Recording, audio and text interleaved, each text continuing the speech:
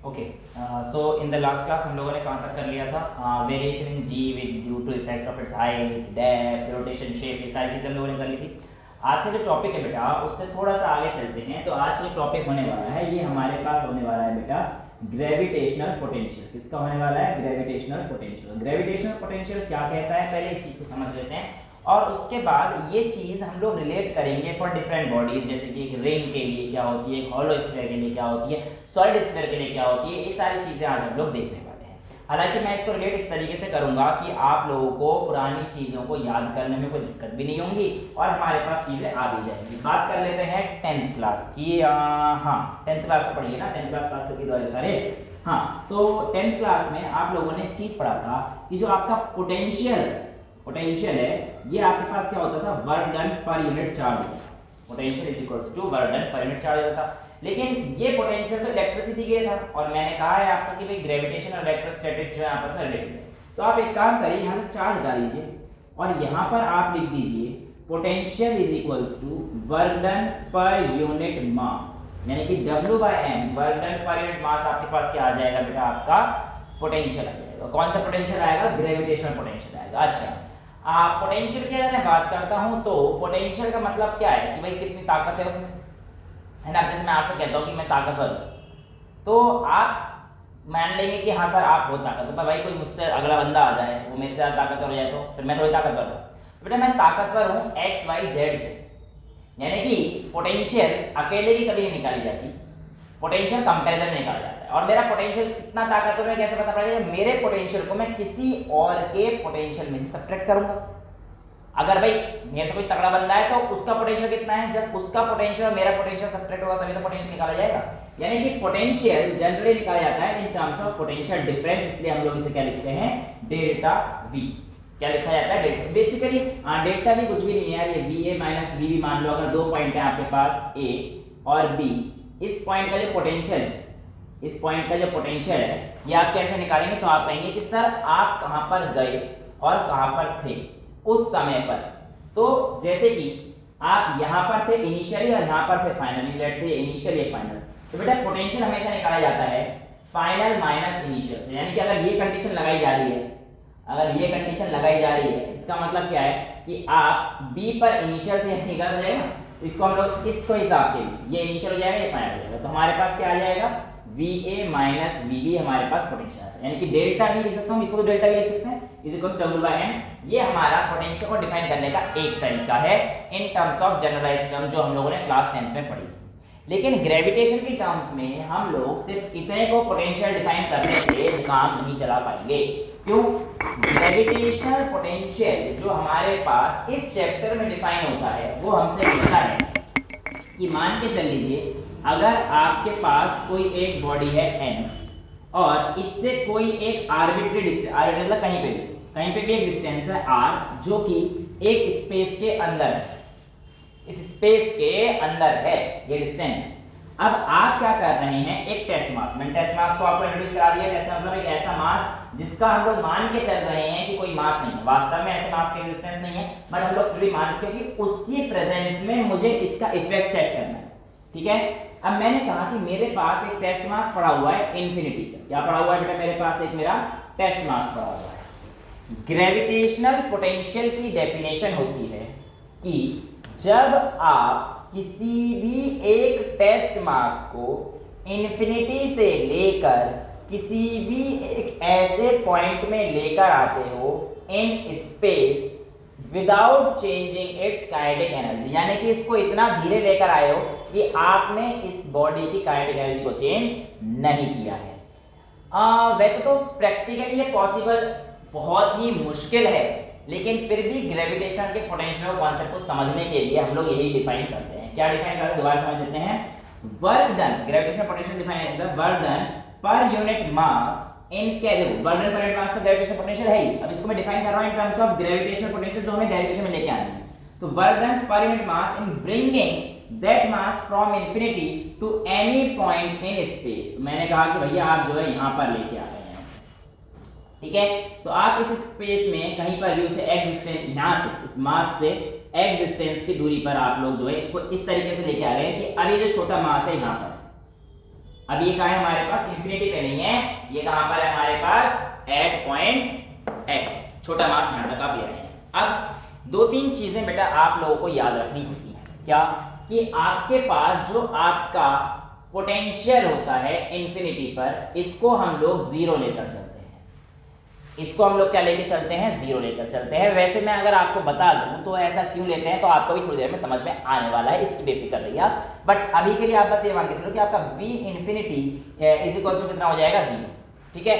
अब जब ये बॉडी हमारे पास यहां पर आ जाएगी, यानी कि छोटा मास m यहां पर आ जाएगा, तो ये बेसिकली इसके डोमेन के अंदर आ चुका है, मतलब इस मास का, पहले तो इंफिनिटी पे तो पता ही नहीं था ना कहां पर है बेटा, तो ये मास इसको अट्रैक्ट नहीं कर सकता था, पता ही नहीं है कहां पर है। लेकिन जब आप इसे किसी एक ऐसे डोमेन में लेकर आ गए हैं जहां पे इस मास का इफेक्ट इस पर पड़ सकता है, तो इस मास की वजह से इस मास पर, या इस मास की वजह से इस मास पर एक फोर्स लग रहा होगा, और उस फोर्स का नाम आपको पता है ग्रेविटेशनल फोर्स होगा, जो कि हमारा दिया जाएगा g times m into m upon में एक्स स्क्वायर, क्योंकि हमारे पास जो है x डिस्टेंस पर है। हालांकि आपको अभी इस मास को खींचकर यहां तक लेके जाना है r डिस्टेंस तक, लेकिन अभी आप लेके नहीं गए हो, कर सकते थे सीधा r डिस्टेंस तक जाए तो ये कर सकते हो, बट कोई दिक्कत नहीं, हम लोग एक तरीके से कर लेंगे जिससे कि आपको 2-3 नंबर मिल जाएगा, डेरिवेशन आ गई है ना। तो Hg is equals to gm upon x square हो जाएगा, ठीक है। ये तो आपको फोर्स समझ में आ गया कैसे निकाला, ग्रेविटेशनल फोर्स, इसमें कोई प्रॉब्लम नहीं।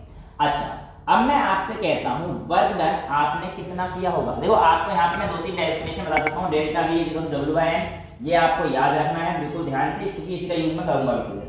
अब आपका जो वर्क डन होता है चैप्टर 6 में आपने बहुत अच्छे से पढ़ा था, work done is equals to f dot ds, w is equals to क्या होता है बेटा हमारे पास, f डॉट ds। अब आप कह सकते हो कि सर एक छोटे से, मतलब मैं छोटे से की बात करता हूं, उसके लिए जो वर्डन, छोटे से पॉइंट था, इस पॉइंट से x इधर में अगर dx लेके चलता, छोटा सा वर्डन होता हमारे पास, तो आप कह सकते हो सर आपका वर्डन उसके पास उस समय पर होता है dw is equals to f की जगह पर मैं ये डाल देता हूं gm अपॉन में x स्क्वायर, तो आगे, और dx लेके डालूंगा छोटा सा, बस यहां से यहां तक लेके गया हूं इतना सा, समझ रहे हो ना। तो उसके लिए मैं क्या लेके चल सकता हूं, यहां पर dx की वैल्यू लेके चल सकता हूं, इतना समझने में कोई दिक्कत नहीं है, ठीक है। अब आगे चलते हैं कि मैं इसको अगर वर्क डन की फॉर्म में लिखना चाहता हूं तो कैसे लिखूंगा। बेसिकली अगर dw से मुझे w पे जाना है तो आपको समझ में आ गया, इतना इंटीग्रेट करेंगे तो ठीक है, इसको इंटीग्रेट कर देते हैं, इसको भी इंटीग्रेट कर देते हैं। अब मेरी बातों को बेटा ध्यान से सुनना, इंटीग्रेशन कहां से कहां तक करूंगा।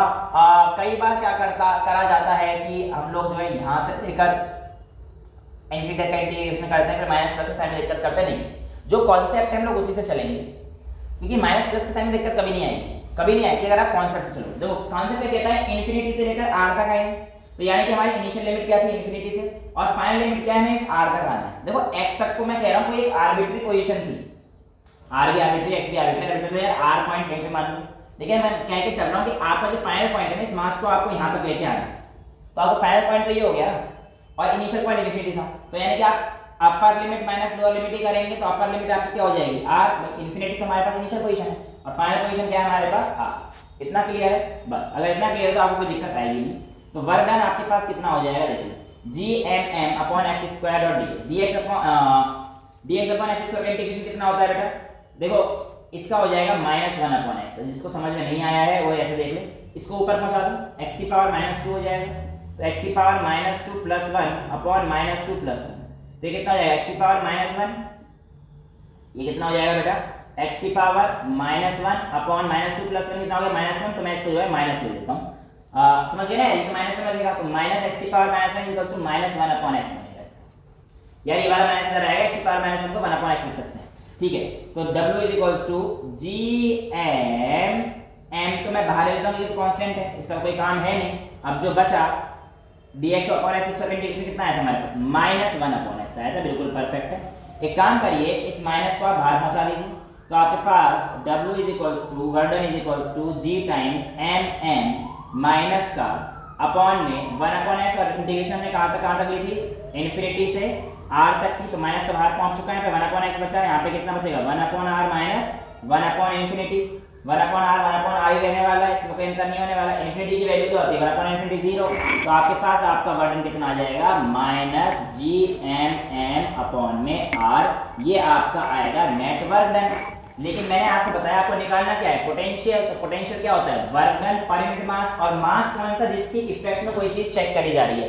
ये नहीं कि आप यहाँ पे बड़ा वाला एम उड़ा रहे हैं, बड़ा वाला एम तो इसका मास है, इसके इफेक्ट थोड़ी चेक कर रहे हो, आप तो इसको लेके आ रहे हो। तो जिसके इफेक्ट में चीजें चेंज हो रही हैं बेटा, उस मास को आपको रखना है, ठीक है। तो ये तो कांस्टेंट है, ये भी मास के टर्म्स में कांस्टेंट, बट इसी की तो वैल्यू हर बार चेंज हो रही है, पहले यहाँ था, यहाँ था, यहाँ था, यहाँ था, यहाँ था, यहाँ था, यहाँ था, आता था, यहाँ आ गया, फाइनली में यहाँ तक पहुंचा। तो बेसिकली इस मास के रेस्पेक्ट चीज चेंज हो रही है। तो आप कहेंगे कि सर हमारा v जो है w बाय छोटा m आता है, छोटा m का मतलब g m अपॉन r, यानी कि ऐसा कुछ हो जाएगा, माइनस का साइन था, m से m कट जाएगा, तो आपकी जो फाइनल वैल्यू आएगी वो कितना आएगा, माइनस का gm अपॉन r। ये छोटी सी डेरिवेशन आप लोगों के सामने आ जाती है, समझ में आई। तो ये हमारे पास क्या है, ग्रेविटेशनल पोटेंशियल। अच्छा, ग्रेविटेशनल पोटेंशियल अगर एक पॉइंट पे आपको दे रखा है ऐसे, दूसरे पॉइंट पे ऐसे, तीसरे पॉइंट पे ऐसे, तो आप समझ लीजिएगा कि हमारे पास डायरेक्टली ऐड करा जा सकता है। डायरेक्टली ऐड करा जा सकता है मतलब क्या है कि आपका जो ग्रेविटेशनल पोटेंशियल है ये एक स्केलर क्वांटिटी है। कैसी क्वांटिटी है बेटा हमारे पास, ये एक स्केलर क्वांटिटी है। हर किताब में वही जो मेरे पास पढ़ी है, एक फेमस सवाल रहता ही है इसका कि हमारे पास जो है एक ट्रायंगल है और इक्विलेटरल ट्रायंगल है, कि इसकी साइड जो है 1 1 1 ले लेना चाहो तुम, ए ले लेना, कुछ भी ले लेना तुम्हारी मर्जी है। और यहाँ पर जो है हमारे पास हर एक कॉर्नर पर मास m रखे हुए हैं। आपको बताना है इसके सेंटर पर ग्रेविटेशनल पोटेंशियल कितना होगा। तो बेटा सेंटर का ग्रेविटेशनल पोटेंशियल आप कैसे निकालो, देखो ये साइड a है, तो यहाँ से पहले एक लाइन खींच देना और फिर यहाँ से भी एक लाइन खींच देना। तो यहाँ पर जो आपके पास डिस्टेंस आ जाएगी, कितनी आ जाएगी, a/2 आ जाएगी, और ये वाला जो एंगल बनेगा कितना बनेगा, 30 डिग्री का एंगल बनेगा, है ना। अब इसकी वजह से इस पर पड़ने वाला पोटेंशियल हमारे पास कितना हो जाएगा, gm माइनस का gm अपॉन r का मतलब ये वाली डिस्टेंस, और ये वाली डिस्टेंस आप कैसे निकालोगे बेटा, ये तो आपको पता ही नहीं है। अच्छा, ये वाली डिस्टेंस तो पता है ना, ये वाली डिस्टेंस तो पता है, और ये आपका क्या आ गया, परपेंडिकुलर डाला है आपने यहाँ पर, तो आपको बेस पता है, आपको हाइट पता है, यहाँ पे cos थीटा लगा दो, cos 30 is equals to a/2 upon में हाइपो जो आपको निकालनी x, समझ पा रहे हो। cos 30 की वैल्यू डाल दो, cos 30 कितना होता है, √3/2, तो √3/2 is equals to a/2 into x, x is equals to a/√3 हो जाएगा, x इज इक्वल्स टू 2 से तो मर जाएगा a/√3, ये आपके पास आ गया। तो माइनस gm इंटू a/√3 हो जाएगा बेटा, इवन √3 ऊपर पहुंच जाएगा। तो आपके पास जो वैल्यू आएगी ये किसकी वजह से आई, इसकी वजह से आई, एक पॉइंट की वजह से, एक पॉइंट की वजह से आई ना। अब मैंने क्या बोला था कि ग्रेविटेशनल पोटेंशियल की स्केलर क्वांटिटी है, तो ऐसा इसी की वजह से भी आएगा सेम, ऐसा इसी की वजह से बिल्कुल सेम आएगा बेटा, क्योंकि देखो यहाँ पे भी 60 डिग्री का एंगल है, 30 डिग्री है, 30 डिग्री का, यहाँ पे भी ऐसा आएगा, बिल्कुल सेम आएगा ना पोटेंशियल। तो आप क्या करोगे, इसकी जो नेट वैल्यू आई है इसमें किसकी मल्टीप्लाई कर देना इनटू 3, या फिर दिस प्लस प्लस प्लस 3 बार लिख देना, एक ही वैल्यू है। तो आपके पास ये छोटे मोटे क्वेश्चन इसके आ जाते हैं करने के लिए, इतना समझ में आता है। आगे चले, ये चीज आप लोगों के पास आती है ग्रेविटेशनल पोटेंशियल। अब मैंने आपको एक टॉपिक, हाँ मैं जानता हूँ थोड़ा सा जल्दी हुआ था, उसको दोबारा से समझ लेते हैं। ग्रेविटेशनल फील्ड के बारे में भी बताया था। ग्रेविटेशनल फील्ड जब मैंने आप लोगों को लिखवाई थी तो E जो हमने ली थी, E या I जो भी तुम्हारी मर्जी है, उससे कोई दिक्कत नहीं, अभी के लिए E ले लेते हैं। तो ग्रेविटेशनल फील्ड E जो आई थी वो कैसे आई थी, आपको याद होगा सर, ग्रेविटेशनल फोर्स पर यूनिट मास से आई थी, राइट। फोर्स का हमारे पास वैल्यू आती है gm अपॉन में r², ये फोर्स था, अपॉन में मास करूंगा तो इनटू m से m कट जाएगा। तो हमारे पास जो हमारी ग्रेविटेशनल फील्ड जिसको मैं E से लिख रहा हूँ, ये हमारे पास क्या आई है, gm अपॉन में r² आई है, ठीक है। अब आपके पास जो आपका ग्रेविटेशनल पोटेंशियल आया, ये आया आपका माइनस का gm अपॉन r, ये आपने अभी भी निकाला। तो आपसे पूछते हैं what is the relation between this gravitational field and the gravitational potential. क्या पूछेंगे आपसे कि भैया इनमें क्या संबंध है, ग्रेविटेशनल फील्ड और ग्रेविटेशनल पोटेंशियल में क्या संबंध है। हालांकि इसको करने के दो तरीके हैं, मैं आपको दोनों ही तरीके बताना चाहता हूँ। एक काम करते हैं, हमें पता है कि E की वैल्यू क्या है, gm अपॉन r² है, और V की वैल्यू क्या है हमारे पास, माइनस का gm अपॉन r है। इस इक्वेशन को डिवाइड कर देते हैं इससे, gm से gm तो कट जाएगा, ये r ऊपर पहुंच जाएगा, तो एक r से एक r भी गया। तो आप कह सकते हो कि सर हमारे पास E is equals to V by छोटा r आ रहा है लेकिन माइनस का, अब मैंने आपको बताया था v की वैल्यू हम लोग क्या ले रहे हैं अधिकतर केस में डेल्टा v, और r भी एक छोटे से डिस्टेंस के लिए तो हमने केस फाइंड किया ऐसे केस में, ठीक है। आपका e equal to v by r common formula है, बट जनरली जो हम लोग ये जैसे हम लोग छोटे से पॉइंट पे लिखते हैं ना, जैसे v लिखते हैं तो v क्या लिखते हैं ds/dt भी लिख देते हैं, वेलोसिटी को इस तरीके से लिख देते हैं। तो ऐसे ही इसको भी हम लोग लिख सकते हैं कि आपका जो e आएगा ये कैसा आएगा माइनस का dv/dr। तो बात बिल्कुल सेम है, उसमें कोई अंतर नहीं है, बस यहाँ तक पहुंच गए तो आपके पास e equals to minus delta v/dr इससे भी आ जाता है। दूसरा तरीका अगर आपको देखना है, मर्जी है आप इससे भी कर सकते हो, क्योंकि अगर आप यहाँ तक पहुंच चुके हो तो भाई टीचर को ये बात पता रहनी चाहिए कि बच्चे को ये चीज़ पता है और बच्चे को ये चीज़ पता है, तो इसका मतलब ये रिलेशन निकाल सकता है। बट अगर संतुष्टि ना मिले तो एक तरीका और होता है वर्डन से निकालने का। वर्डन क्या होता है, फोर्स इनटू में ds, फोर्स इनटू में डिस्प्लेसमेंट। अब आपको पता है कि हमारे पास फोर्स अगर मेरे को निकालना हो, देखो force in terms of field कैसे निकालूंगा, मेरे को रिलेशन कैसे निकालना है फील्ड और पोटेंशियल में। तो भैया वर्क को पोटेंशियल के टर्म्स में लाने के लिए मैं क्या लिख सकता हूँ m times of delta v, भाई w is equals to m times delta v लिखा जा सकता है। तो यहाँ पे आप लिख दो m times delta v is equals to, और इस फोर्स को मैं क्या लिख सकता हूँ m टाइम्स ऑफ e। क्या लिख सकता हूँ बेटा m टाइम्स ऑफ e लिखा जा सकता है। अच्छा इस ds की जगह पर मैं क्या लिख सकता हूँ छोटा dr इंटू dr। अब यहाँ पर बेटा आप लोगों को एक चीज ध्यान में देनी पड़ती है, साइन के बारे में यहाँ पर छोटा सा खेल होता है। वो क्या खेल होता है आइए समझते हैं। अगर आपने ये dr r डिस्टेंस को लेते हैं, यानी कि आपका छोटा मास यहाँ पर रखा हुआ है, ठीक है। अब आपको क्या करना है कि आपका जो वर्क डन ये f डॉट ds है, ये क्या है work done in moving a charge from this distance to this distance. समझ रहे हो कहानी को, कि आप यहां से लेकर यहां ले जाने में, या एक छोटे से पॉइंट इस तरह, मतलब आपको बाहर लेके जाना है ना, अंदर से बाहर की तरफ लेके जाना, तभी तो वर्क डन होगा, तभी तो वर्क डन होगा। तो मैंने कह दिया कि भैया अगर आप इस तरफ लेकर जा रहे हैं, जरूरी नहीं है तुम्हारी मर्जी, बस इस डेरिवेशन के लिए हर बार जरूरी नहीं है कि आप इस तरफ से इस तरफ ले, आप हो सकता है इस तरफ से इस तरफ ले आओ, तो उस केस में लोग कहानी उल्टी कर देते हैं। इसलिए मैं इन सब कहानी से बचने के लिए, मतलब माइनस से साइन से बचने के लिए ये वाली डेरिवेशन आप लोगों को प्रेफर कराता हूं, बट इसको भी आपको आनी चाहिए, इसमें कोई बड़ी चीज नहीं है। अब देखो आपका क्या बताया जाता है कि आप एक पॉइंट से लेकर अगर इस पॉइंट तक लेके जा रहे हैं तो आपकी डायरेक्शन जो आपका वर्क डन है वो इस तरफ हो रहा है, यानी कि आपका डी आर है वो इस तरफ है, लेकिन ये जो फोर्स है ये m, इस m को इस तरफ खींचेगा। समझ पा रहे हो भाई, अगर मैं यहाँ से बेसिकली ये वाला मास अब यहाँ पर था और इस मास को उठाकर आप इस तरफ लेके जा रहे हो, ये वाला मास यहाँ पर था और आप इस तरफ लेके जा रहे हो, तो ये तो आपका वर्क हुआ, लेकिन ग्रेविटेशनल फोर्स इस तरफ खींचेगा, तो आपका वर्क और आपका ग्रेविटेशनल फोर्स अपोजिट डायरेक्शन में है, इसलिए यहाँ पर आपका क्या लग जाता है माइनस लग जाता है, और कोई अंतर नहीं, और कोई अंतर नहीं है। तो यहाँ पर आ जाएगा minus m e dot d r, m से एम चला जाएगा, तो या इसे डेल्टा आर कर दो या इसे डीवी कर दो, बात एक ही हो जाएगी छोटे से पॉइंट के लिए। तो आपके पास यहाँ पर क्या आ जाएगा माइनस का E is equals to d v over d r, और E is equals to minus delta V upon d r. यही वैल्यू आप लोग यहाँ से भी आई थी, पता नहीं कहाँ चली गई, निकाली तो थी ना मैं यहाँ से, ये और एक यही वैल्यू हमारे पास सेम यहाँ से भी आई है। तो इस तरीके से आप लोगों का रिलेशन आप लोगों से पूछ लेता है। अब इससे छोटे मोटे क्वेश्चन भी दे सकता है। अब आपको कह देगा कि आपका जो v है वो इस तरीके से वेरी कर रहा था 3x square plus 2x minus x। आपको बताना है कि आपका इलेक्ट्रिक फील्ड कैसे वेरी करता है, ठीक है। जब आपके पास x की वैल्यू 1 दे रहा है, 2 दे, जो भी वैल्यू आपको करना क्या है minus of dv over dr, minus लेना, इसको बाहर ले लेना, इसको डिफरेंशिएट कर देना, वैल्यू डाल के x की टर्म्स में जो भी आंसर आएगा इसका आएगा 6x माइनस का बाहर तो माइनस है ही प्लस 2, x की वैल्यू 1, 6 into 1 6 plus 2 8 आ गया, और वैल्यू नेट माइनस की आएगी, इसलिए आपके पास इलेक्ट्रिक फील्ड कितनी आ गई 8 आ गई। इलेक्ट्रिक फील्ड कितनी आ गई 8 आ गई। इलेक्ट्रिक फील्ड की यूनिट यहाँ से निकाल सकते हो, फोर्स की न्यूटन, मास की केजी, न्यूटन पर केजी, ठीक है।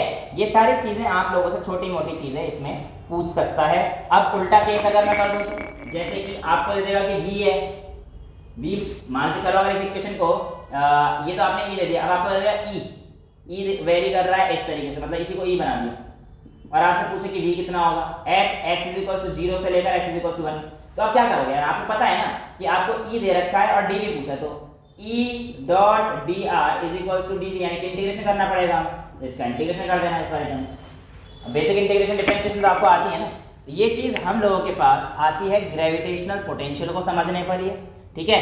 इतना नोट कीजिए, फिर अगले टॉपिक पर चलते हैं। ओके बेटा, तो अब हम लोगों ने ग्रेविटेशनल पोटेंशियल की डेरिवेशन देख ली है। अब देखते हैं कि ग्रेविटेशनल पोटेंशियल आपके पास एक रिंग की वजह से, इसकी वजह से बेटा ड्यू टू अ रिंग, एक रिंग की वजह से आपके पास इस तरीके से है। देखो बेटा एक रिंग की वजह से जो बच्चे अक्सर गलती करते हैं, अब मतलब ऑन इट्स एक्सिस अगर आप लोग ऐसा करते हैं तो आपके पास एक रिंग है, ठीक है। अब इस रिंग से मैं आपसे कहता हूं कि बताइए ये डिस्टेंस है, लेट्स से x डिस्टेंस है। अब आपसे पूछता है कि यहाँ पर आने वाला जो ग्रेविटेशनल पोटेंशियल है वो कितना है। अगर इस रिंग का मास आपको दे रखा है लेट्स से m, अगर मान लीजिए m, ठीक है, तो आप कहेंगे सर अभी तो आपने बताया ग्रेविटेशनल पोटेंशियल होता है minus G M upon r, तो इसके लिए हो जाएगा minus G M upon x. Okay, ये बात बिल्कुल आपकी सही है, मैं मना नहीं कर रहा, लेकिन ये बात तब सही होती है जब मैं आपसे कहता कि इस पूरे रिंग का जो मास है वो लोकेट है इसके सेंटर पर। समझो ना यार, तुम यहां से अगर इस पॉइंट को लेके आ रहे हो तो ये बात गलत नहीं हो जाएगी क्या? क्योंकि रिंग मैंने बनाई है तुम्हारे लिए आगे से ऐसी, ये देखो ये रिंग दिख रही है। अब तुम कहना, मैं कहना कब तक आगे पूछ रहा हूँ, मैं आप लोगों से पूछना चाह रहा हूँ कि ये जो एक्सिस है देखो यहाँ पर इस पेन के इस वाइट टिप पर, यहाँ से इसका सेंटर, इसका रेडियस क्या है यार? इसका रेडियस अगर बनाऊं तो मुझे तो कुछ मिल नहीं रहा। चलो एक छोटा सा पेंसिल उठा लेता हूं। तो ये वाला जो पॉइंट है इस पेंसिल की, ध्यान समझना बेटा, इसे थोड़ा सा दिक्कत तो रहेगी पर समझना। ये जो आपके पास ये इसकी रेडियस है, इस पेंसिल से लेकर मेरे उंगली तक ये इसकी रेडियस है। लेकिन मैं तुमसे electric field sorry gravitational potential जो पूछ रहा हूँ वो कहाँ पे पूछ रहा हूँ? इसकी इस एक्सिस के इस टिप पर। समझ पा रहे हो कहानी को? तो यार इस टिप पर तुम कैसे कह दोगे कि इसका सेंटर ऑफ मास यहाँ पर है? यार रिंग का पहली बार तो सेंटर ऑफ मास इस सेंटर पे नहीं होता है, तो हम जान चुके हैं, है ना, क्योंकि अंदर से तो हॉलो है। तो इस बात का मतलब अगर मैं ये निकाल रहा हूँ तो इसकी कंडीशन अगर दी होगी मैंने कि अज्यूमिंग कि आपके पास पूरा मास सेंटर था, तो आपकी बात ठीक है। तो अगर मेरे को इस पॉइंट पर ग्रेविटेशनल पोटेंशियल निकालना है इसकी टिप पर, तो बेसिकली मैं कैसे निकालूंगा? तो बेसिकली मुझे क्या निकालना पड़ेगा? जहां जहां पर इसका मास है, मास कहां पर है? यहाँ पर है, यहाँ पर है, यहाँ पर है, यहाँ पर है, यहाँ पर है, यहाँ नहीं है ना अंदर कुछ भी, देख पा रहे हैं ना आप सामने से आराम से, है ना। तो कुल मिला के कहानी ये है कि जब मेरे को इस पॉइंट पे अगर मेरे को इसका ग्रेविटेशनल पोटेंशियल निकालना पड़ेगा, तो बेसिकली मेरे को डिस्टेंस ये वाली आर नहीं ले सकता। मान के चलो मेरा यहाँ पे मास कंसंट्रेटेड है, उसे एलोंगेट कर सकता हूँ। मान के चलो मेरा यहाँ पे मास एलोंगेटेड है और मेरे को इस पॉइंट पे निकालना है, तो मेरा डिस्टेंस क्या होगा? इस पॉइंट से लेकर ये वाला डिस्टेंस, यानी कि दिस जूम। ये समझो ना यार, ये ऐसे रिंग है, ये है, ये वाली डिस्टेंस हो जाएगी ना, ये लो, ये रही रिंग। अब देखना ध्यान से, ये रही रिंग जो मैं आप नहीं बना सकता ना, इस रिंग का ये वाला पोर्शन ये रहा। अब मेरे को ये वाली डिस्टेंस निकालनी है, तो बेसिकली मैं यहाँ से लेकर ये वाली डिस्टेंस निकाल दूँ। अब समझ में आ गई कहानी? दिख रही है भैया?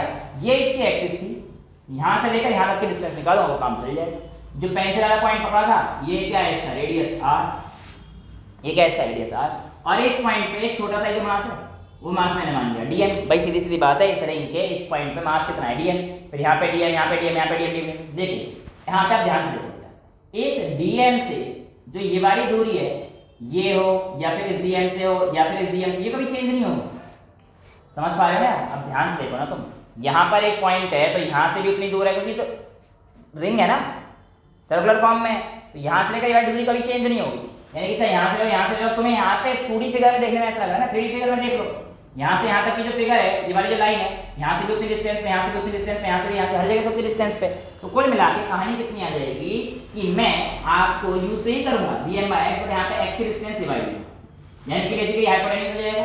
तो आप कह सकते हो सर आपका जो वैल्यू आएगी, ये पहली बात तो -g/dm आएगा, क्योंकि आपके पास जो है छोटा एलिमेंट है, और अगर -g और छोटा एलिमेंटल पोर्शन का ले रहे हो तो आपके पास dv किसका आएगा? dv का है। आई डू अग्री, कोई प्रॉब्लम नहीं है। अपॉन में x के पर मुझे ये वाली डिस्टेंस लिखनी पड़ेगी, तो ये आ जाएगा मेरे पास x² + r², no problem.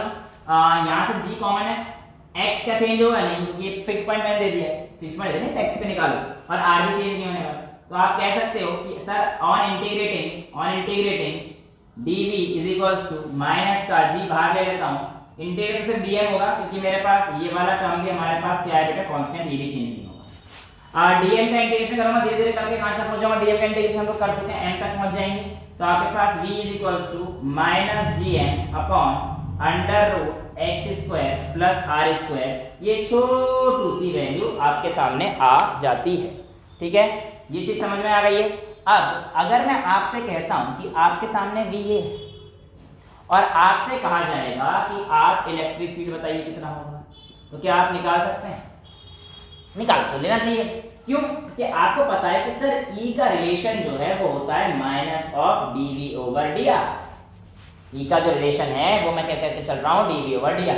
Basically यहाँ पे अगर कोई चीज चेंज होगी तो fix point they they, but अगर कोई चीज चेंज होगी तो x चेंज होगा, इससे x यहाँ पे ही मान सकता हूँ, यहाँ पे भी। समझ रहे हो ना यार, क्या कहना चाह रहा हूँ मैं? इससे इलेक्ट्रिक फील्ड यहाँ पे पूछ सकता हूँ, यहाँ पूछ सकता हूँ, यहाँ पूछ सकता हूँ, यहाँ पूछ सकता हूँ, यहाँ चेंज r थोड़ी हो रहा है, x चेंज हो रहा है ना। तो यानी कि ये जो dV ओवर dr है, यहाँ पर मैं क्या लिख सकता हूँ, dV ओवर dx लिख सकता हूँ। क्लियर? सो इसकी इलेक्ट्रिक फील्ड जो आएगी, वैसे तो मैं आपको बता देता हूँ कि कितनी आएगी, क्या आएगी, चलो डेराइव कर लेते हैं, क्या बताऊँ, minus of d over dx। v की वैल्यू हमारे पास क्या आई है, g, माइनस का gm है, तो बेटा इसको माइनस माइनस प्लस हो जाएगा, तो इसको हटा लो। समझ रहे हो ना, यहाँ पे माइनस लिखूंगा तो माइनस माइनस प्लस हो जाएगा, इसको हटा लेते हैं। इनटू, अब ब्रैकेट में पूरा प्लस साइन लिख रहा हूँ उसमें, gm अपॉन में x square plus r square. ये चीज आपको क्लियर है, या इसको एक ही ब्रैकेट में ले लेते हैं। यहां तक किसी को कोई दिक्कत तो नहीं होनी चाहिए, और एक इसमें हमारे पास रूट, राइट। अब मेरे को पता है कि जो मेरे पास ये वैल्यू है gm, ये कांस्टेंट है, इसको मैं बाहर लेता हूं, तो मैं आपसे कह सकता हूं कि E is equals to gm। ठीक है, इस x square plus r square को अगर मैं ऊपर लिखता हूं, यार यहाँ पे एक्स स्क्वायर की पावर 1/2 है, रूट में है तो 1/2 है, तो आप कह सकते हो कि सर आप इसे लिख दो x square plus r square की पावर माइनस 1/2। समझ गए ना, क्योंकि ऊपर लेके जाओ रूट खोल दिया 1/2 हो जाएगा, रूट खोल दिया ऊपर लेके जाओ माइनस 1/2 हो जाएगा। इतनी चीज तो क्लियर है, यहाँ तो कोई दिक्कत नहीं है। अच्छा, अब यहाँ पर बेटा चेन रूल लगेगा डिफरेंशियल का, ये आपको दिख रहा होगा, ये सारी चीज हमारे पास अगर डिफरेंशियल में चाहिए dx में, तो चेन रूल जब लगता है तो आपको पता है कि इसको हम लोग एज इट इज उतार लेते हैं, और इसके बाद जो इसमें कांस्टेंट है उसका डिफरेंशियल 0 हो जाएगा, और दूसरी आइटम का डिफरेंशिएशन कर देते हैं। तो कर दो बेटा इसका डिफरेंशिएशन, माइनस 1/2 माइनस 1 कितना आ जाएगा बेटा, gm का 1/2 इधर ले आऊं तो माइनस का 1/2 टाइम्स gm। इसको मैं ऐसे रखूंगा, इसको नहीं छेड़ सकता, x square plus r square. हाँ, इसको क्या करूंगा, माइनस 1/2 माइनस 1, डिफरेंशियल पता है ना, x की पावर n अगर होती है n की पावर, तो समझ जाओ यार, तो यहाँ पे nx n माइनस 1, तो nx n माइनस 1, माइनस 1 मतलब माइनस 3/2, 1/2 माइनस 1/2 कितना हो गया, माइनस 3/2 हो जाएगा। इतनी क्लियर है? अच्छा, इनटू में जो हम लोग इसका डिफरेंशिएशन जिसका कर सकते हैं कि x से कर सकते हैं, आगे 0 आ जाएगा, प्लस मतलब x स्क्वायर का 2x। ये चेन रूल है, जिसको नहीं पता पूछ लेना, बट ये चेन रूल से डिफरेंशिएशन हमारे पास इस तरीके से होती है। तो आपके पास जो वैल्यू आ जाएगी वो कितनी आ जाएगी, minus gm upon 2 x square plus r square की power minus 3/2 into 2x।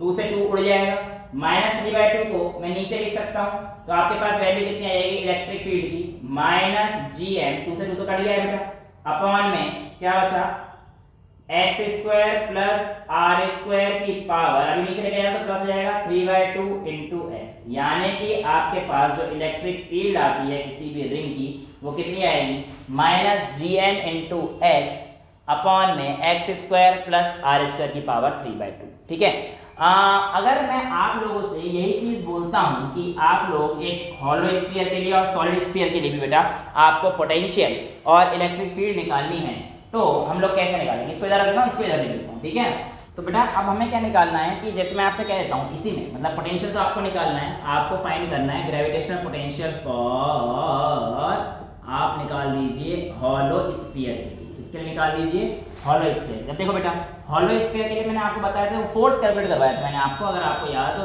F is equals to G m1 m2 upon r square आया था, मतलब G mm upon r square आया था मुन्ना पार्टी। तो अब G mm upon r square मान लो, अब आपको E क्या होता है F/m, तो आपका एक m हट जाएगा तो आपके पास आ जाएगा G m upon r square. ऐसे निकाल दें, ऐसे ये तो निकलवाया था यार, मैं पूरी डेरिवेशन कराई थी हॉलो स्फीयर के लिए, ऐसे मत देखो। हाँ, तो E की जो वैल्यू आएगी हमारे पास Gm अपॉन आर स्क्वायर, क्योंकि हमने F/m कर दिया, बट E की जो नेट वैल्यू आएगी हमारे पास कैसे रहने वाली है, सारी नेगेटिव रहने वाली है। तो आपके पास E की वैल्यू कितनी आ जाएगी इसके लिए, Gm अपॉन आर स्क्वायर, हमने पूरी डायरेक्शन से देखा। अच्छा, अब आप लोगों को एक हॉलो स्फीयर का केस, यार ये वाला केस था, याद कर लो कि हमने एक बार यहाँ पर निकाली थी डिस्टेंस r, फिर हमने एक सरफेस पे निकाली थी r, फिर हमने एक छोटी r ये मानी थी, है ना। अब भी कहानी वही करेंगे, ग्रेविटेशनल पोटेंशियल निकालेंगे एक हॉलो स्फीयर के लिए, बट इस बार कहानी क्या है, हमारे पास ये इंफिनिटी बना हुआ है, ठीक है। इस इंफिनिटी से लेकर यहाँ तक लेकर, मतलब कोई भी चीज आप ध्यान रखिएगा कि आप इंफिनिटी से लेकर यहाँ तक आप लोग जो है लेकर आने वाले हैं, इंफिनिटी से लेकर यहाँ तक, यानी कि याद रखना पहली बात कि आपका इनिशियल पॉइंट क्या होगा इंफिनिटी, और फाइनल पॉइंट आप रखते यहाँ से यहाँ पे ऐसे अंदर आ रहे हैं, ऐसे अंदर आएगा, तो जो भी पॉइंट होगा इनिशियल ये और फाइनल ये वाला पॉइंट, ठीक है। अब अगर सरफेस पे आओगे तो इनिशियल ये, फाइनल ये, अगर अंदर आओगे तो इनिशियल ये, क्या फाइनल ये होगी, शायद नहीं होगी, वेल चेक करते हैं। केस वन चेक कर लेते हैं। जब हमारे पास कहाँ पर है इस r के लिए, तो आपको पता है कि E is equals to minus of d v by d r हो जाएगा, E is equals to minus of d v over d r होता है बेटा। अब आप लोगों को पता है कि माइनस का जी एम अपॉन छोटा r square is equals to d v over d r, मतलब वही छोटा आर हो जाएगा, माइनस का डी वी अपॉन में डी आर, इससे तो ऐसे उड़ जाएगा, तो आप क्या लिख सकते हो, ये उड़ जाएगा, माइनस से माइनस तो हटा दीजिए, g M upon r square dot d r is equals to आपका आ जाएगा डी डी आर अपॉन में आर स्क्वायर का इंटीग्रेशन 1/r माइनस का, इसमें पीछे वाला जस्ट पीछे करा है भाई, डी एक्स अपॉन एक्स कराया है, ऐसे देख रहे हो D x upon x square का, तो आपके पास आ जाएगा माइनस का जी एम, बेसिकली वैसे आपको इंटीग्रेट करना पड़ेगा, इसको इंटीग्रेट कहाँ से कहाँ तक करेंगे अब मैं नहीं बताऊंगा, आप बताओगे, बताओ।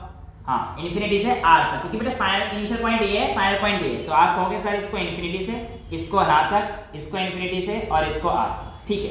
अब आपका gm तो बाहर आ जाएगा, gm तो बाहर आ जाएगा, और dr अपॉन आर स्क्वायर का इंटीग्रेशन -1 अपॉन r, माइनस का 1 अपॉन r, इन्फिनिटी से लेकर r, यहाँ तक कोई डाउट नहीं रहना चाहिए, इज इक्वल।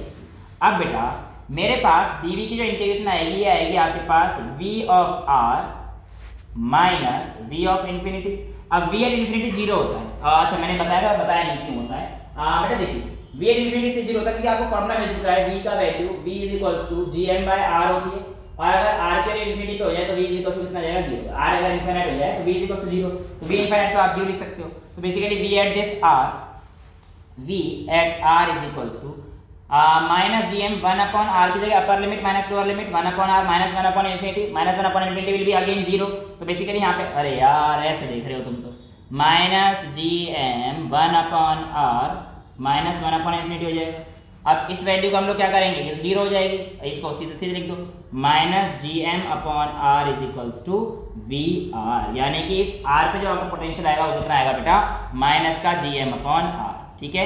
ये चीज आपको किसके लिए आ रही है, एक हॉलो स्फीयर के लिए। अब इसी हॉलो स्फीयर की अगर मैं ये वाली बात करूंगा r डिस्टेंस के लिए, तो कितना आएगा, डिट्टो सेम फॉर्मूला आ जाएगा, बस इसको यहाँ पे इस r की जगह क्या लिख दोगे, बड़ा R, यार रेडियस r ले लोगे ना, इन्फिनिटी से लेकर इस r तक ले लोगे, तो आपके पास सेम ही फॉर्मूला आ जाएगा, बस क्या आ जाएगा, v at point r is equals to minus का gm अपॉन r। यहाँ तक क्लियर है। अब आते हैं हमारे पास जब केस आता है इसके अंदर, इसके अंदर अब अगर आपको याद हो तो इसके अंदर मैंने आपको ग्रेविटेशनल फील्ड जीरो बताई, याद है, ग्रेविटेशनल फील्ड इसके अंदर क्या रहती है, हमारे पास जीरो रहती है हॉलो सरफेस के अंदर। अब अगर मेरे पास इसके अंदर आने वाली E जीरो है, E जीरो कब आ सकती है, मतलब अब रिलेशन देखो ना, E is equals to minus dv over dr होता है। अब ये जीरो आएगी, इसका मतलब ये वैल्यू कांस्टेंट होनी चाहिए, कांस्टेंट का डिफरेंशिएशन जीरो आता है, ठीक है। अब यहाँ पर हम लोग कैसे निकालते हैं, आइए देखते हैं। आप कह सकते हो कि सर हमें आपने बताया था कि हमें बाहर से अंदर की तरफ जाना है, यानी कि हमारे पास इनिशियल पोजीशन ये होगी और फाइनल पोजीशन ये वाली r होगी, तो आप कह सकते हो v is equals to e dot d r, ये वाला r इस पॉइंट पे तो निकालना है, यहाँ से यहाँ तक निकालते रहे ना, e डॉट डी आर सारी चीजें निकालना है। बट अब हम लोग इंटीग्रेट जब करेंगे, ये dv आ जाएगा, जब हम लोग इंटीग्रेट करेंगे माइनस का आ जाएगा, हाँ सब कुछ हो जाएगा, चेंज नहीं होगा कुछ भी। अब देखिए इस v के लिए मैं इंटीग्रेशन कहाँ से कहाँ तक करूँगा, बड़े r से लेकर छोटे r, समझ पा रहे हो क्यों, क्योंकि अगर मैं इन्फिनिटी से लेके आऊंगा तो यहाँ पर एक बॉल है जो सेपरेट कर रही है इंटीरियर आर को, यानी कि बॉडी कॉन्टिन्यूअस, देखो जब यहाँ से लेकर यहाँ तक आ रहा था तो कॉन्टिन्यूएशन में थी, कोई भी टकरार बीच में नहीं थी, लेकिन जैसे ही मैं यहाँ से लेकर अंदर की तरफ जाना चाहूंगा तो मेरे पास एक शेल का एक वॉल आ जाएगा। तो मैं ऐसे लिमिट में जब डालनी है मेरे को तो बिल्कुल कंटिन्यूस होनी चाहिए, ठीक है। डिसकंटिन्यूस अगर बॉडी आ गई तो मैं इसको ऐसे लिमिट नहीं ले सकता कि इन्फिनिटी से लेकर छोटे आर तक नहीं ले सकता। मेरे को कहाँ से कहाँ तक लिमिट पड़ेगी, यहाँ पे कंटिन्यूस यानी कि इस बड़े आर से लेकर इस छोटे आर तक। तो कर दो भैया इसको इंटीग्रेशन। तो आप यहाँ पर लिख सकते हैं, यहाँ पर आप लिख सकते हैं कि सर आपका जो dv है ये आ जाएगा v और कहाँ से कहाँ तक, एट पॉइंट बड़े आर से लेकर छोटे आर तक, वी आर से छोटे आर तक इज इक्वल्स टू, बेटा electric field inside a hollow sphere कितना रहता है, 0 रहता है। तो अगर इलेक्ट्रिक फील्ड 0 है तो इसका इंटीग्रेशन कुछ भी ले लो यार, यहाँ से लेकर यहाँ तक ले लो या छोटे आर से बड़े आर तक ले लो, बड़े आर से तक 0 ही आएगा। लेकिन इसकी जो वैल्यू आएगी आपके पास आएगी v r minus v of छोटा आर इज इक्वल्स टू 0। देखो यहाँ पे आई थी v r minus v of infinity is equals to this, तो वी इन्फिनिटी 0 था इसलिए वी आर की वैल्यू आई थी। लेकिन यहाँ पर वी आर की जो वैल्यू आप इधर लिख दोगे वो आपके पास आ जाएगी जो v potential at surface is equals to potential at inside, यानी कि इसके अंदर जो पोटेंशियल रहेगा ये हमारे पास सरफेस के बराबर रहेगा। और सरफेस में हमारे पास कितना आया था, माइनस का gm अपॉन आर। तो इस तरीके से आपके पास हॉलो स्फीयर की छोटी सी डेरिवेशन होती है, इतना नोट कीजिए। फिर हम लोग सॉलिड स्फीयर की तरफ बढ़ते हैं। ओके बेटा, so after ending with hollow sphere हम लोग किसी तरफ बढ़ने वाले हैं सॉलिड स्फीयर। देखो सॉलिड स्फीयर के केस में ये था कि अंदर सॉलिड था, इसकी मैंने आपको इलेक्ट्रिक फील्ड कह रहा हूँ, ग्रेविटेशनल फील्ड की जो हमारे पास वैल्यू थी वो हमारे पास कितनी आई थी बेटा, ग्रेविटेशनल फील्ड हम लोगों ने ई से लिखी थी, आई से लिखी थी, कोई फर्क नहीं पड़ता, एक ही बात है। तो हमारे पास ई इज इक्वल्स टू हमारे पास आया था g M upon r cube dot r, याद आया?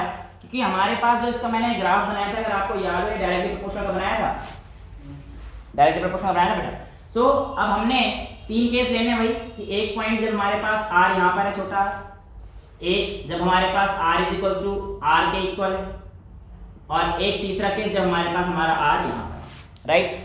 इसकी डायरेक्शन तो बेटा बिल्कुल सेम ही रहेगी क्योंकि ये हमारे पास किसके इक्वल होता है, अगर हमने देखा minus G M upon r square के, है ना। अब यहाँ पे हमारे पास v इज इक्वल टू क्या हो जाएगा, e dot d r minus का, ठीक है। और इसकी डायरेक्शन जैसे बिल्कुल पीछे करेगी, जस्ट बिल्कुल सेम एज इट इज, उसमें कोई अंतर नहीं आने वाला, बिल्कुल परफेक्ट वही डायरेक्शन आएगी। लेकिन अगर मैं वही सेम ये v एक्सटर्नल बिल्कुल सेम पीछे वाली जो हॉलो के लिए की है वही बिल्कुल सेम डेरिवेशन है, करना हो तो बेटा आप इसे कर लो। अरे मुन्ना ऐसे कर देख लो, ये देखो यहाँ से लेकर तो मैं v निकालना है, तो v इन्फिनिटी से लेकर आ रहे हैं r तक, तो ये तो हो जाएगा माइनस का v is equals to e की वैल्यू क्या है हमारे पास G M upon r cube dot d r. ये वैल्यू जो हमारे पास आती है, क्या ये वैल्यू सही है? ये डालेंगे तो आप कहोगे नहीं सर ये वाली वैल्यू नहीं डाल सकते। क्यों नहीं डाल सकते बेटा? क्योंकि ये वाली जो वैल्यू आती है ये सिर्फ और सिर्फ इनसाइड पॉइंट के लिए वैल्यू है, ठीक है। तो कुछ बच्चे गलती करते हैं कि अगर डेरिवेशन उन्हें याद हो तो बेटा सॉलिड शेल के अंदर की बात है सिर्फ ये, बाहर की बात ये थोड़ी है, बाहर की बात तो सिंपल सी बात यही है। तो आप ई की वैल्यू क्या डालेंगे, जी एम इंटू छोटा r square dot d r, ठीक है। अब इसका इंटीग्रेशन अभी बताया डी आर अपॉन 1 अपॉन आ जाएगा, ये माइनस का वैल्यू होती है, माइनस का माइनस कट जाएगा, डी आर अपॉन आर का इंटीग्रेशन क्या हो जाएगा, v is equals to minus का 1 बाय जी एम बाहर ले लीजिएगा, 1 बाय आर पहुंच जाएगा। और इंटीग्रेट कहां से कर देना है आपको, इन्फिनिटी से लेकर आर तक इंटीग्रेट करना है, क्योंकि हम लोग लेके कहां से आ रहे हैं बॉडी के, मैं बता चुका हूं आपको इन्फिनिटी से लेकर आ रहे हैं सारी बॉडी को, ठीक है। अब बेटा आपके पास वही कहानी बची, तो v is equals to minus G M upon r आ गया। यही चीज मैं आपको बता रहा था कि बिल्कुल सेम डिट्टो है, अंतर ही नहीं है यार इसमें।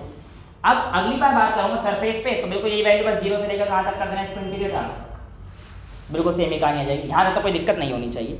अब जो दिक्कत आती है वो अंदर की आती है, अंदर किसकी आती है, क्योंकि अंदर की थोड़ी सी डिफरेंशिएशन वगैरह में बच्चों को प्रॉब्लम हो जाती है। हाँ यहाँ पर मैं एक रिजल्ट जरूर लिख देता हूँ आपके लिए कि आपके पास जो v सरफेस पे आई थी, तो सरफेस को किसके नाम से देते हैं, ओ देते, पॉइंट पी देते, क्यू देता हूँ, सरफेस को क्यू दे देता हूँ और इस पॉइंट को मैं पी नाम देता हूँ, ठीक है। तो आपके पास जो सरफेस पे आई थी वो कितनी आई थी हमारे पास, V Q is equals to minus का G M upon r radius का, राइट। ये चीज हम लोगों ने देखी।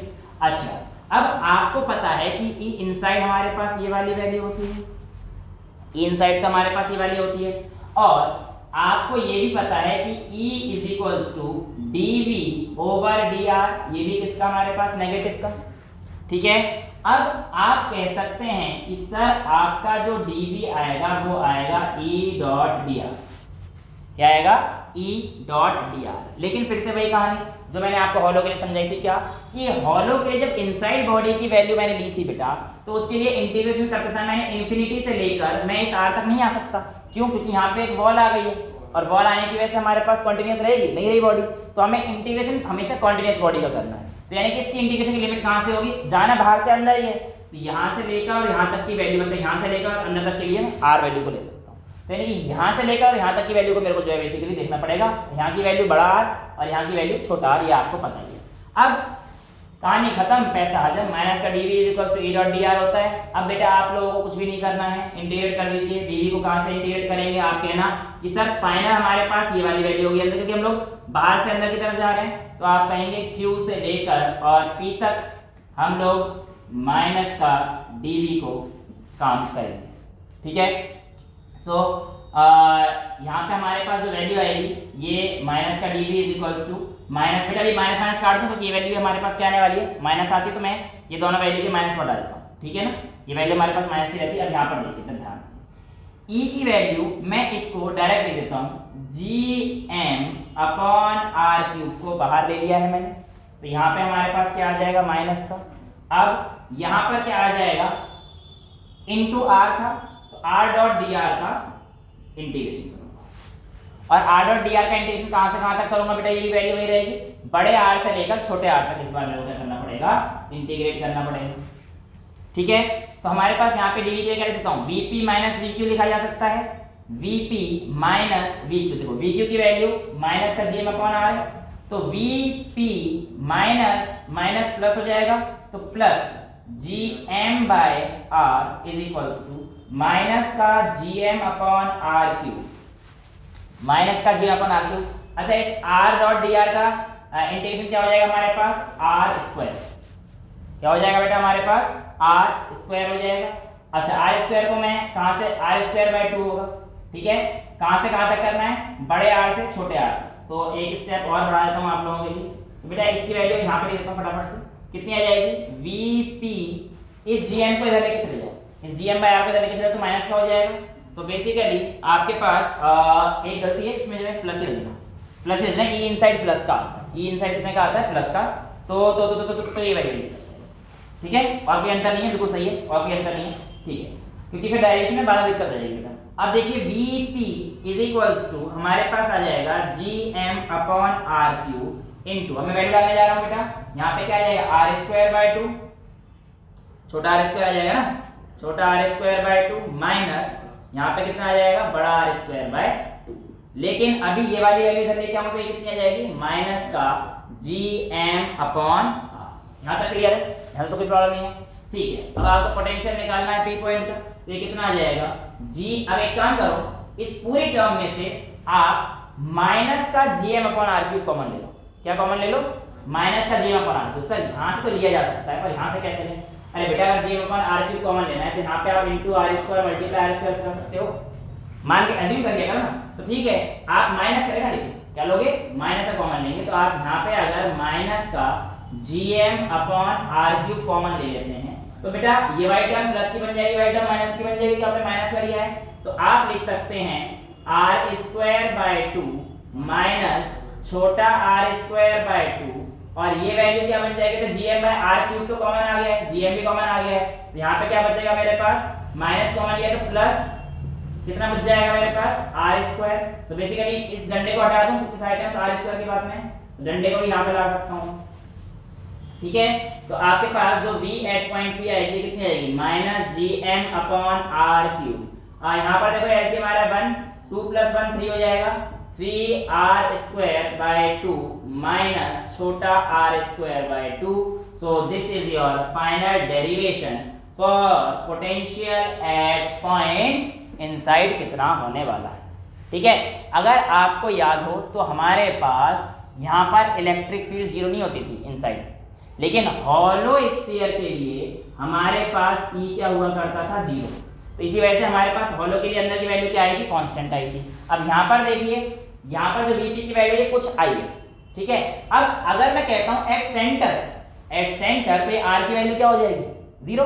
भाई एट सेंटर लेके धीरे धीरे सालों हटा जाऊंगा, सेंटर पे लेके जाऊंगा तो R की जीरो हो गई ना, तो बेटा हमारे पास जो Vp आ जाएगा कितना आ जाएगा माइनस Gm/r³।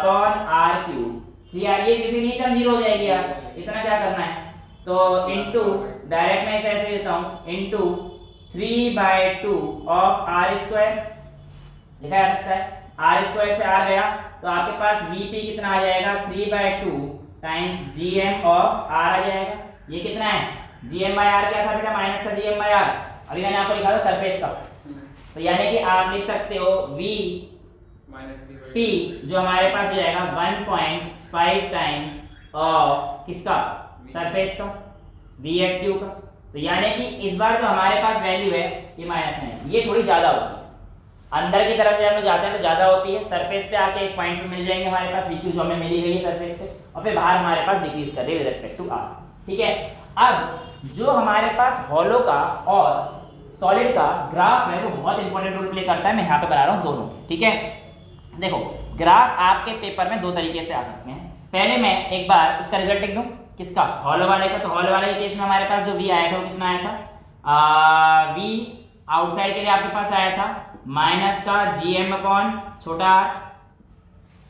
ठीक है, V सरफेस पे आया था माइनस का Gm/r, और हमने देखा जो सरफेस पे होता है वही हमारे पास इनसाइड का आता है, ये भी कितना आया था Gm/r आया था। यानी कि इनसाइड से लेकर सरफेस तक वैल्यू क्या है हमारे पास कांस्टेंट है, ये सब माइनस में आए थे। अब अगर आपको बेटा इस तरीके का कोई ग्राफ मिल जाए, मतलब जब तक आपको अगर ग्राफ ना दे और आपसे कहे कि ये भैया इनसाइड वाले पॉइंट से लेकर इस तरीके से और ऐसे दिखा रहे हैं, ये तो इनसाइड है और ये वैल्यू आपके पास क्या है आउटसाइड, ये आपके पास, क्योंकि देखो इनसाइड से लेकर सरफेस तक वैल्यू कांस्टेंट है। पिछला जब हमने ग्राफ बनाया था उसमें ये लाइन बनाई नहीं थी हमने, क्योंकि यहाँ पे कांस्टेंट नहीं था। लेकिन ये ग्राफ क्या होता है थोड़ा सा गलत हो जाता है, अगर ये तभी लगाना जब आपके पास, ये किसके लिए बता रहा हूँ मैं पहले, हॉलो स्फीयर के लिए बेटा, किसके लिए बता रहा हूँ, हॉलो स्फीयर के लिए। ये ग्राफ तभी लगेगा जब आपको अगर उसने ऐसा कुछ ग्राफ नहीं दिया होगा, यानी कि अगर नेगेटिव वाला ग्राफ देगा तो ये ज्यादा सही है, क्योंकि पोटेंशियल हमारे पास किसमें टर्म्स आ रही है, सारी नेगेटिव की टर्म्स में आ रही हैं। लेकिन अगर ये ग्राफ ना देकर सिर्फ ये दिया हो तो इसको आपको टिक लगाना पड़ेगा, क्योंकि वो मॉड लेके चल रहा है फिर सब चीज का। ठीक है, तो यही वैल्यू फ्लिप हो जाएगी। लेकिन अगर ये दोनों वैल्यू दे रखी है तो this is the correct one. समझ में आता है, कोई दिक्कत तो नहीं। ये किसका आ गया, हॉलो ग्राफ आ गया। अच्छा, सॉलिड का जो हमारे पास, फॉर सॉलिड स्फीयर का जो हमारे पास ग्राफ आएगा बेटा, वो ऐसे नहीं आएगा, वो कुछ कुछ आएगा। लेकिन देखो ना, यहां पर हमारे पास जो वैल्यू है ये कांस्टेंट है, लेकिन यहां पर कांस्टेंट नहीं है, इवन अंदर की तरफ तो हमारे पास 1.5 गुना ज्यादा है, उससे ज्यादा है। तो यानी कि इसकी जो वैल्यू है, अगर मैं पॉजिटिव वाले ग्राफ में बनाऊंगा तो पॉजिटिव वाले ग्राफ में अंदर से पहले ऐसे आएगी और फिर बाहर की तरफ ऐसे आएगी, पहले बढ़ रही है सरफेस पे आके हमारे पास कुछ एरिया और फिर हमारे पास जो है घट जाएगी। ठीक है, इस बार कांस्टेंट का मतलब नहीं है, बढ़ रही है सरफेस पे आके कुछ हुई और उसके बाद जो है नीचे निकल गई। ठीक है, लेकिन अगर मैं बात करूंगा आपके पास नेचुरल ग्राफ की, तो यही ग्राफ बस इसका उल्टा बना देना, नीचे से आएगा कि पहले सर ये बढ़ेगा, बढ़ने के बाद फिर क्या हो जाएगा इस तरीके से। कहानी यही है यार, इसको मेरे को नीचे लाना है। इस ग्राफ अगर फ्लिप कर दूंगा तो हमारे पास यहाँ पर एक पॉइंट आएगा, सरफेस हो जाएगा, क्योंकि नीचे से जो है, अब यहाँ पे जो है इस तरीके का ग्राफ नहीं बन रहा है ना, ये वाला बन रहा है, लेकिन कहाँ पे, लेकिन नीचे से पहले बढ़ के आ रहा है। देखो बनेगा ये वाला ग्राफ, बस ये वाला नीचे वाली वैल्यू थोड़ी सी बढ़ा के बना देना, ये बढ़ रहा है और सर इस पॉइंट पे आगे सरफेस, और इससे हमारे पास इस तरीके का ग्राफ बन रहा है। तो V वर्सेस R का जो आपके पास ग्राफ होता है वो हमारे पास हॉलो स्फीयर के लिए और सॉलिड स्फीयर के लिए, और उसकी डेरिवेशन के साथ हम लोगों ने पूरा कर लिया है, इतना नोट कीजिए। फिर हम लोग ग्रेविटेशनल पोटेंशियल एनर्जी और करते हैं आज। ओके, सो आज का लास्ट टॉपिक जो हमारे पास रहने वाला है वो क्या रहने वाला है, GPE, यानी कि ग्रेविटेशनल पोटेंशियल एनर्जी। अब बेटा ये कुछ नहीं है, हम कर चुके हैं वैसे तो।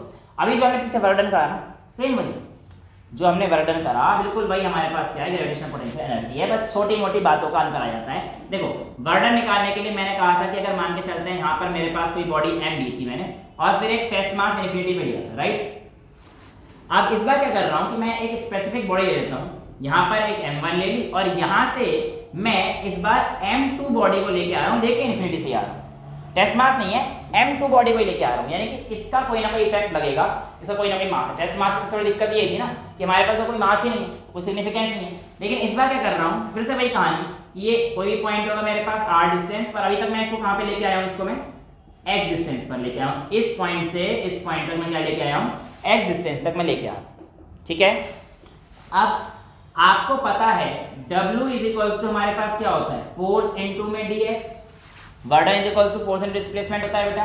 अब आपको दो बॉडीज के बीच में लगने वाले फोर्स की वैल्यू, अभी क्योंकि m2 मास कहां तक आ चुका है, x तक आ चुका है, तो आप कह सकते हो W is equals to sir g times m1 into m2 by x square dot dx कहा जा सकता है। तो क्योंकि मैं dx ले रहा हूं तो मेरा वर्डन भी क्या हो जाएगा, छोटू सा हो जाएगा, dw हो जाएगा। तो बाय इंटीग्रेटिंग ऑन इंटीग्रेटिंग आपके पास dw इज इक्वल्स टू, देखो यहाँ से जो चीजें हमारे पास कॉमन आएंगी वो g m1 m2, ये कभी बदलने वाला तो नहीं है, x बदल रहा है, देखो कभी यहाँ पे होगा x, कभी यहाँ होगा, यहाँ होगा, यहाँ होगा, लेकिन x की वैल्यू कहाँ से कहाँ तक लेंगे, इन्फिनिटी से लेकर फाइनल तो यहाँ तक लाना है। ये पॉइंट मैंने फिर समझाया यही था कुछ देर पहले। तो हमारे पास ये वैल्यू क्या आ जाएगी, g times m1 m2 upon में dx अपॉन एक्स स्क्वायर का इंटीग्रेशन माइनस का x की पावर -1, तो माइनस बाहर ले लूंगा, 1 अपॉन x लिख दूंगा, तो ये आ जाएगा माइनस, और यहाँ पे क्या लिख सकता हूँ बेटा मैं 1/x लिख देता हूँ, और 1/x dw को फिर मैं इस इंटीग्रेट कहाँ से कहाँ तक आऊंगा, इन्फिनिटी से लेकर तो मेरे को r तक ही जाना है ना, एक्जिस्टेंस को लेके कहाँ तक जाना है, इन्फिनिटी से लेकर आया, एक्जिस्टेंस को अभी तो यहाँ तक लेके आया, तुम सीधा r तक लेके यहाँ पे अगर आप r डालते हो और इसको वैल्यू डालते हो यहाँ पे r, तो भी वैल्यू कोई अंतर नहीं आएगी। ठीक है, समझ में आ रहा है, तो भी कोई आपको दिक्कत नहीं आएगी, क्योंकि वो -1 अपॉन r आ जाएगा, तो -1 अपॉन r में r की r रखोगे तो भी कोई दिक्कत नहीं, तुम्हारी मर्जी है, ये तो बस एक केस बढ़ाने के लिए कर दिया है। तो w इज इक्वल्स टू आपके पास क्या वैल्यू आ जाएगी, -g m1 m2, अब देखो अपर लिमिट माइनस लोअर लिमिट, तो -1 upon r -1 upon infinity, infinity की वैल्यू 0, तो आपका वर्क डन कितना आ जाता है, -g m1 m2 अपॉन में r। अब बेटा एक चीज वेरी इंपॉर्टेंट, आप लोग क्लास 9 से पढ़ते आ रहे हो कि अगर मैं किसी भी चीज की पोटेंशियल एनर्जी निकालता हूं तो वर्डन के इक्वल ही तो होती है। तो जब मैंने वर्डन निकाला तो इसी को तो हम ग्रेविटेशनल पोटेंशियल एनर्जी कह सकते हैं। यस, यही होता है कि what is gravitational potential energy, work done in bringing a mass from infinity to any point in space where its effect can be felt by the another mass. कितना काम आपने किया उसको यहाँ से लेकर यहाँ तक लाने में, वो पोटेंशियल था, पर यूनिट मास से जब डिवाइड किया तब पोटेंशियल था। देखो ग्रेविटेशनल पोटेंशियल में हमने किया था W/m, बेसिकली यही तो कहानी थी। जब हमने Gm/r कैसे आया था, इस m2 की जगह टेस्ट मास रखा था m, और उसको m से डिवाइड कर देंगे तो Gm/r माइनस से हमारे पास पोटेंशियल बन जाएगा। तो अगर आप पोटेंशियल में किसी का ही मास कर देंगे तो आपका वर्डन बन जाएगा। ठीक है, तो ये वैल्यू कुछ पूछना है, मतलब कि ग्रेविटेशनल पोटेंशियल एनर्जी वही हुआ ना, इंफिनिटी से x तक लाने में हाँ कितना आपने वर्डन किया, बिल्कुल वही आपका जो है उसको इफेक्ट कर रहा है, जो इसको इफेक्ट करेगा, बिल्कुल यही आपके पास आ जाएगा। तो W इज इक्वल्स टू आपके पास क्या जाता है, -g m1 m2 upon r, यहाँ पर आपके पास जो है एक वैल्यू आ जाती है। तो इसके बाद एक क्वेश्चन रहता है जो कि काफी फेमस सा है, वो बोलेगा कि आपके पास यहाँ पर एक ऑब्जेक्ट है m मास का, इसको आप उठाकर h हाइट पर लेके गए, क्या करा आपने, इस मास को उठाकर आप इस h हाइट पर लेके गए, तो आप बताइए यहाँ पर ले जाते समय आपका चेंज इन पोटेंशियल एनर्जी कितना है, क्या बोलेगा, change in potential energy, change in gravitational potential energy. चलिए चेंज इन ग्रेविटेशनल पोटेंशियल किसके इक्वल होता है, -gm/m1 m2 अपॉन, देखो यही वर्डन इज इक्वल्स टू u के भी इक्वल होता है, u का मतलब यही change in gravitational potential u है। ठीक है, तो हम लोग दो केस बना लेते हैं, एक केस जब हमारे पास ये हाइट तो r हो जाएगी, रेडियस ऑफ अर्थ हो जाएगी, केस 1 जब हमारे पास कहां पर है body, g mass of earth m लेता हूं, m into m अपॉन में r, ये आ जाएगा u is equals to u at surface लिख दूं, चलो u अर्थ लिख देते हैं, तो आपके पास कितना आएगा, -gmm अपॉन r आ जाएगा, ये बात होता है। अच्छा जब आप हाइट h पर पहुंचे हैं तो आपके पास कितना आ जाएगा, -g m m अपॉन में r प्लस h, इन दोनों में कोई दिक्कत आनी नहीं है।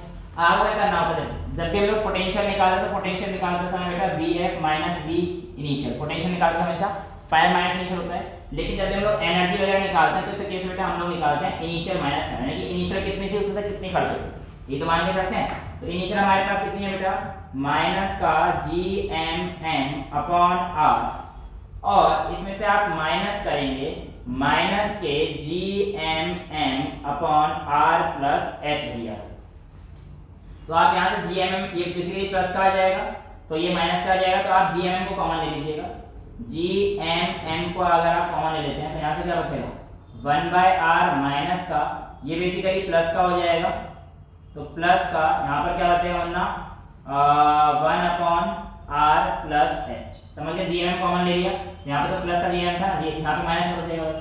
तो आपके पास डेल्टा यू लिख सकते हैं इसे, डेल्टा यू बराबर आपके पास क्या आ जाएगा जी एम एन, यहाँ से एलसीएम लेंगे तो हमारे पास कितना आ जाएगा r इंटू में r प्लस h, यहाँ पे माइनस का डाल दीजिएगा वैल्यू, यहाँ पे कितनी आ जाएगी r plus h plus r। ठीक है, यहाँ तक कोई दिक्कत? तो ये चीज आप लोगों से जो है पूछी जाती है कि भैया किस तरीके से आपके पास वैल्यू आएंगी। तो ये आ जाएगा minus r plus h minus r minus h बन जाएगा delta u is equals to ji m n bracket minus r minus h plus r upon में r इंटू में r प्लस h आ जाएगा बेटा, ये इससे कट जाएगा तो बेसिकली माइनस एच बचेगा। माइनस एच पोटेंशियल हमारे पास बेसिकली जो आएगी वो कितनी आ जाएगी delta u is equals to, बताइए भाई, यहाँ पर आ जाएगा आपके पास जी एम की जगह क्या लिख सकते हैं, छोटा g is equals to G M upon r square, g into r square लिख सकते हैं। तो आप यहाँ पर डाल देगा G r square into M into minus h upon में r into r plus h, तो r कॉमन ले लेता हूँ तो मेरे पास 1 इंटू आर प्लस एच बच जाएगा, सिंपल r प्लस एच बच जाएगा। एक r से एक r गया, एक r से एक r गया, बेसिकली ये वैल्यू हमारे पास माइनस की आएगी तो हमारे पास u is equals to minus का m g h, एक r भी रह रहा है बेटा इंटू r अपॉन में r प्लस एच। अगर हम लोग इस r को नीचे लेके जाते हैं जो आपको किताब में फॉर्मूला देखने को मिलेगा, तो u is equals to minus का m g h, इस r को नीचे जाओ तो r अपॉन r 1 हो जाएगा प्लस h अपॉन r, तो 1 अपॉन h प्लस r, ये जो आपके पास आती है ये नेट वैल्यू आती है डेल्टा u की।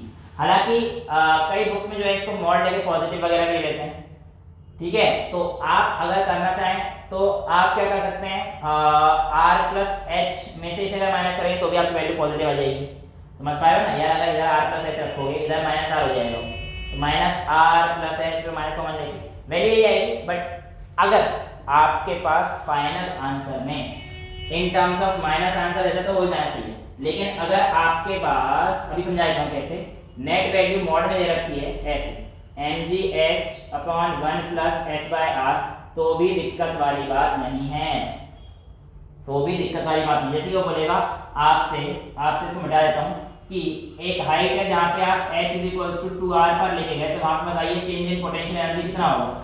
तो आप इतना सब कुछ थोड़ी करोगे, आप सीधा फॉर्मूला लगा दो, u is equals to mgh 1 plus h upon r, h की वैल्यू आप कितने रखे 2r, तो आपके पास ये कितना आ जाएगा 2mgr, mg h की वैल्यू कितनी आ गई 2r, यहाँ पे 1 प्लस 2r बाय r, इससे गया तो 1 प्लस 2 कितना हो गया 3, तो हमारे पास कितना हो जाएगा बताइए, u is equals to 2 by 3 times mgr, ये आपके पास जो है इसकी आ जाएगी। अगर ये चीज़ माइनस से दे रखी है तो आप माइनस वाला टिक लगा के आना, वो ज़्यादा अप्रोप्रिएट है, और नहीं दे रखी तो आप इसको भी सॉल्व कर सकते हैं, ठीक है।